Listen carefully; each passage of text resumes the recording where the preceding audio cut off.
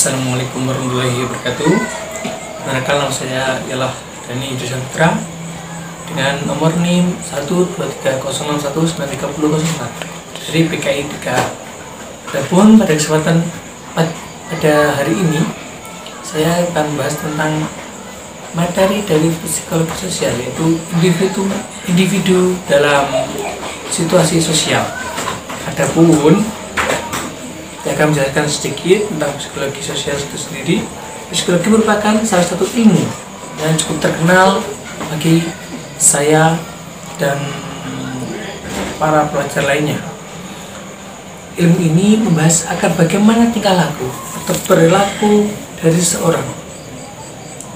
Adapun sosial sendiri bisa jadi berasal dari kata sosiologi. Sosiologi ini sendiri adalah hubungan yang saling berbalas-balasan antara satu orang dengan orang lainnya, disebut sosiologi. Namun psikologi sosial ialah ilmu yang membahas tentang bagaimana seseorang itu dapat berada ataupun bagaimana seseorang itu bisa masuk ke lingkungan ataupun pada wadah di masyarakat, berselancar di masyarakat, untuk saling memiliki hubungan di balik yang saling menguntungkan antara individu dengan individu dengan kelompok, ataupun kelompok dengan kelompok. Pada kesempatan yang lain lagi ini, kita akan membahas tentang individu itu sendiri. Baik, individu merupakan bagian terkecil dari sekelompok masyarakat yang dapat terpisahkan lagi menjadi bagian yang lebih kecil. Kata individu berasal dari bahasa Yunani, yaitu individuum, yang berarti tidak terbagi, di mana dalam ilmu sosiologi individu diartikan sebagai sebuah organisasi atau seseorang yang bebas dan tidak terikat dengan organisasi yang lain, baik dalam hal tindakan, pikiran maupun tingkah laku. Adapun situasi sosial sendiri saya artikan sebagai kondisi tertentu di mana berlangsungnya hubungan antara individu yang satu dengan individu yang lainnya, ataupun individu dengan kelompok maupun kelompok dengan kelompok, itu bisa juga seperti itu, yang saling berhubungan antara satu sama lain, di mana situasi sendiri juga pun ini terbagi ke dalam dua golongan. Yang pertama ialah situasi kebersamaan atau togetherness situation, situasi di mana sejumlah orang berkumpul pada lokasi dan waktu tertentu. Di antara orang-orang tersebut mungkin tidak saling kenal karena merupakan suatu kebetulan. Hal ini juga dapat disebut dengan kerumunan, bisa juga seperti itu. Yang kedua ialah situasi kelompok sosial atau group situation, di mana selain individu tersebut melakukan interaksi, mereka juga saling mengenal. Hubungan yang terjadi selain hubungan pribadi juga hubungan struktural dari hierarkis, atau bisa juga dengan adanya organisasi kelompok itu sendirilah ya. Secara garis besar, perasaan sosial terbagi menjadi dua, ialah orang lain yang terdiri dari individu lainnya sebagai perangsang, dan juga kelompok.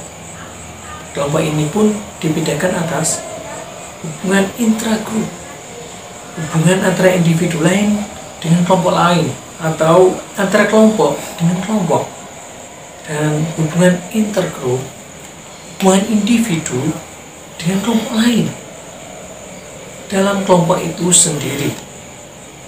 Lalu adanya hasil kebudayaan atau materi dan non materi, contohnya seperti bangunan, rumah perkakas, candi, dan maupun hasil ukiran dari candi dan sebagainya.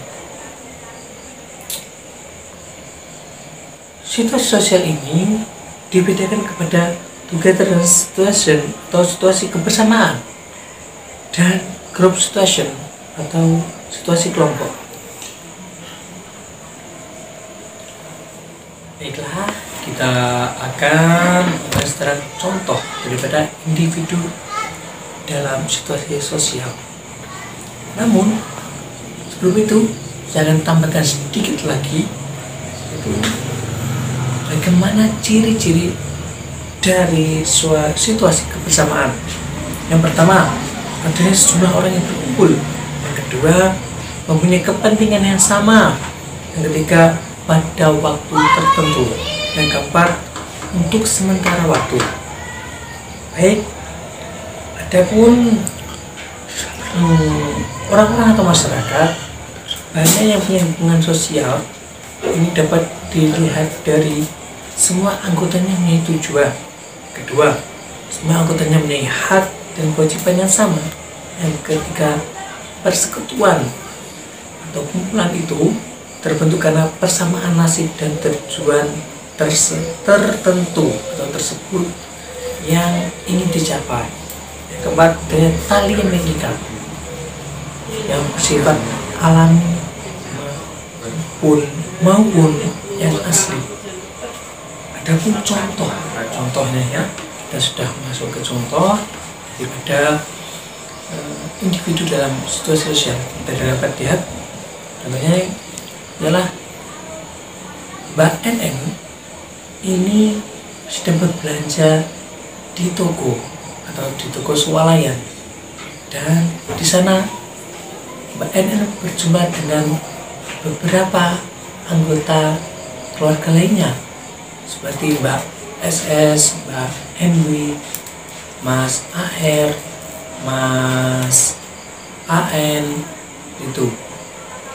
Jika dilihat dari sini, kita sudah melihat di mana individu ini sudah masuk ke situasi sosial, di mana individu sudah terjun ke dalam suatu kebersamaan dengan yang lainnya, yaitu sama-sama tujuan itu berbelanja di supermarket ataupun di toko tersebut atau swalayan tersebut untuk tentu saja membeli bahan-bahan pokok ataupun bahan lainnya yang berguna untuk dirinya dan keluarganya, tentunya seperti itu.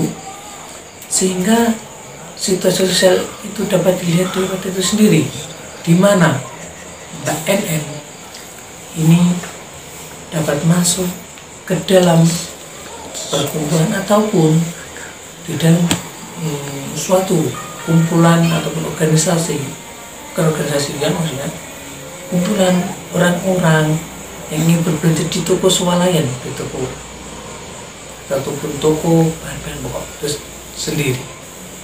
Sekian kurang lebihnya, mohon maaf. Ada kurang lebih kata saya mohon maaf.